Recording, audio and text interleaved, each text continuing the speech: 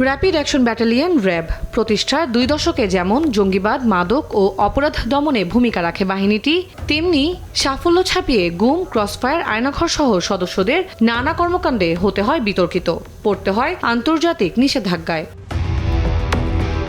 5 August পরবর্তী পরিস্থিতিতে RAB বিলুপ্তির জোরালো দাবি তোলে দেশি বিদেশি মানবাধিকার সংগঠনগুলো। তবে বাহিনীকে একদম তুলে না দিয়ে প্রাতিষ্ঠানিক রূপান্তরের সিদ্ধান্ত নেয় বর্তমান সরকার। গেল সোমবার মন্ত্রিসভার 17তম বৈঠকে নীতিগত ও চূড়ান্ত অনুমোদন পেয়েছে স্পেশাল রেসপন্স ব্যাটালিয়ন এসআরবি আইন 2026-এর খসড়া। প্রশ্ন হলো, র্যাব এবং এসআরবির মাঝে পার্থক্য কোথায়?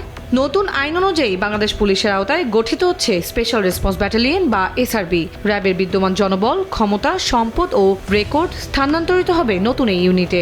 সবচেয়ে বড় পরিবর্তন হলো এসআরবির আইন। কোনো কর্মকর্তা বা বাহিনীর সদস্যের বিরুদ্ধে অভিযোগ উঠলে থাকছে দ্রুত ব্যবস্থা। এছাড়াও এসআরবি পরিচালিত হবে একটি আইন দিয়ে, যা এর আগে ছিল না। এই জিনিসটাকে নিশ্চিত করা গেলে আমি 100% নিশ্চিতভাবে আপনাকে বলতে পারি যে র্যাবের যে ভবিষ্যতের কাজ, র্যাবের যে সাফল্য, সেটা বহুগুণে বৃদ্ধি পাবে।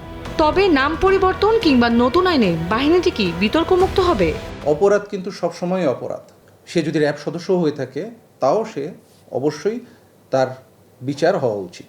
আমরা ন্যায় প্রতিষ্ঠার জন্য বদ্ধপরিকর এবং আমাদের বর্তমান জবাবদিহিতার ব্যবস্থাটা এমনভাবে তৈরি করা হয়েছে যে কোনো সদস্য কোনো অবস্থাতেই অন্যায়ের সাথে সংযুক্ত হতে পারবে না। যদি সংযুক্ত হয় এবং এটা যদি রিপোর্টেড হয়, এবং সাথে সাথেই তাকে আইনের আওতায় আনা হবে।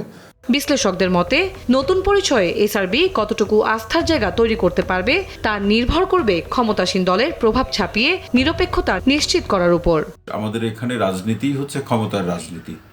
রাজনৈতিক দলগুলো নানা কথা বলবে, সেটা তো তারা বলবেনি, কিন্তু মূল কথা হচ্ছে এখানে ক্ষমতার রাজনীতি। ক্ষমতার রাজনীতিতে সবাই সবাইকে ব্যবহার করতে চায়, ব্যবহার করার সুযোগ থাকলে। তো এই সুযোগের জায়গাটা বন্ধ এই আইনের মাধ্যমে সেই সুযোগের জায়গাটা বন্ধ হবে বলে মনে করছি না।